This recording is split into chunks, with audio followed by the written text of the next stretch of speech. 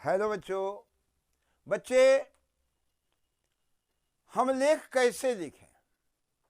आज का लेख जब बच्चों के सामने आता है तो उसमें लिखा हुआ रहता है 2 शब्दों में लिखें या 20 पंक्ति में लिखें।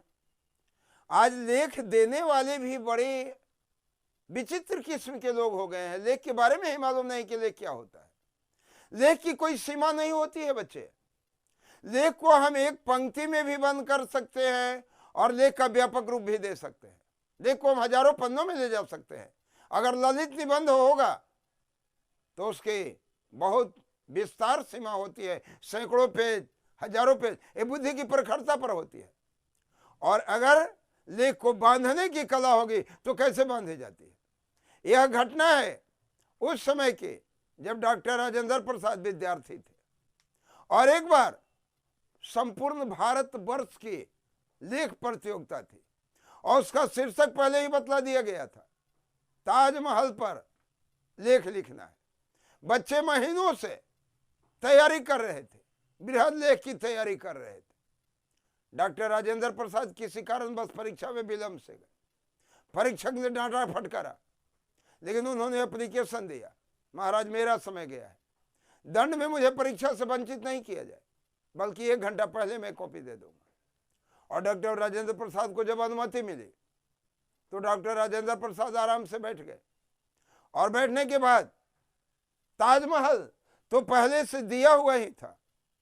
डॉक्टर राजेंद्र प्रसाद ने अपनी कलम निकाली और लिख दी, ताजमहल आंसुओं की बाढ़ है, और बस कॉपी जमा कर दी। एग्जामिनर ने सोचा ये कैसा लड़का पागल है, एक पंक्ति का लेख कहीं होता है, कोई 10 पेज में, कोई 20 पेज में, कोई 30 पेज में लिख रहा है और एक पंक्ति लिखा।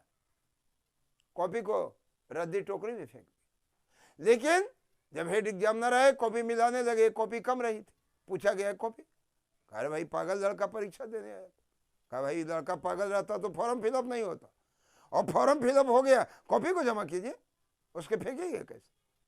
और वो हेड एग्जामिनर कुछ ज्यादा दिमाग वाला था, कहा आपसे जो श्रेष्ठ होंगे, उनसे जो श्रेष्ठ होगा शायद उस कॉपी का अर्थ निकाल पाए। बड़ा ही गहन रहस्य बच्चे ने डाला है। और सचमुच में भारत के दिग्गज विद्वानों के पास यह कॉपी गई और सभी ने इस कॉपी को जांचने में असमर्थता जताई। और अंतोगत्वा 4 विद्वान एक साथ टेबल पर बैठे और सभी ने लिख दिया, examine they better than the examiner, यानी परीक्षार्थी जो है वह परीक्षक से कहीं ज्यादा श्रेष्ठ और गुणी।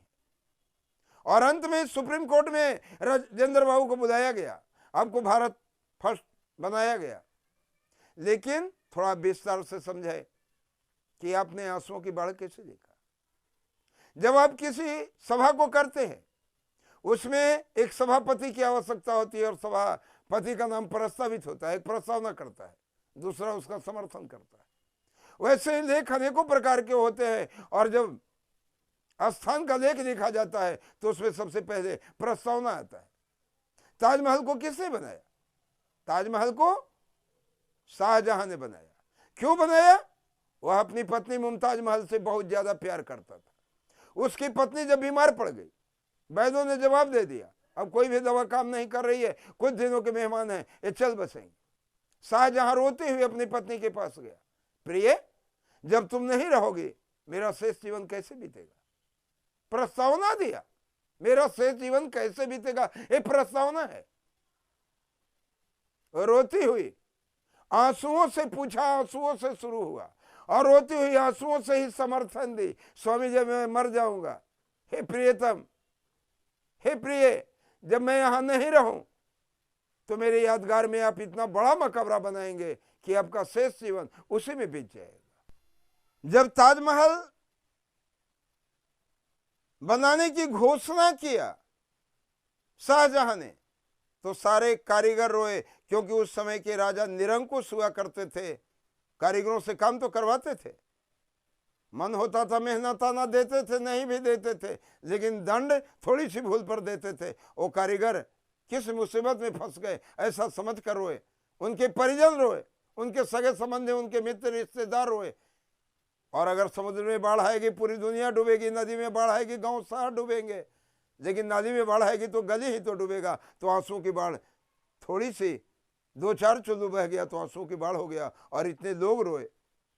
लेकिन जब ताजमहल बनकर तैयार हो गया तो शाहजहां के दिमाग में आया, कहीं मुझसे कोई दूसरा राजा आने वाली पीढ़ी में मुझसे ज्यादा न्यायी, ज्यादा दयालु न हो, और वह कारीगरों को, इन कारीगरों को खाना भी दे, पुरस्कार भी दे, और अच्छा, इससे भी अच्छा कारीगरी कर दे, तो यह विश्व का अजूबा नहीं रह जाएगा।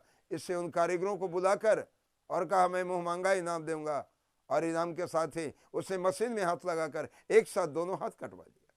जब थोड़ी सी उंगली कट जाती है तो जार बेजार होकर हम रोते हैं, और पूरा दोनों हाथ जिसका कट गया हो, उन लोगों ने इतना रोया कि आंसू की बाढ़ लग गई। जो इस घटना को सुना वो भी रोया। और आज भी जब हम ताजमहल देखने जाते हैं तो उसकी चकाचौंध को देखकर एक गरीब व्यक्ति जब कार्तिक की पूर्णिमा में अगर उस ताजमहल की खूबसूरती को देखे तो खुशी से रोता है।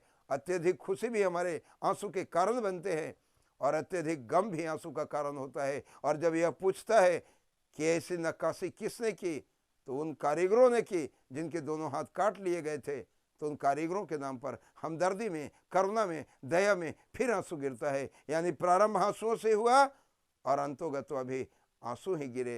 अर्थात ताजमहल का मुख्य पोजीशन यही हुआ कि ताजमहल आंखों की आंसू की बाढ़ है। बेस इसमें कितने पत्थर हैं, कहाँ से लाए गए, कौन सा दीवार है, कितने खंबे हैं, कितने खिड़कियां हैं, कितने दरवाजे हैं, ये तो सभी रट लेते हैं, सभी जानते हैं, ये साधारण सी बात है। अर्थात हम लेख लिखें, तमाम बातें लिखें, लेकिन उस लेख में कुछ ऐसी महत्वपूर्ण बातें डालें बच्चों जो अजूबा हो, जो अजीबो गरीब लगे, परीक्षक को ऐसा लगे कि इस बच्चे ने कुछ अजूबा दिया है, कुछ लोगों से हट कर दिया है, और तब आपका बेहतरीन नंबर आएगा। जय हिंद बच्चों, आज इतना ही, अगले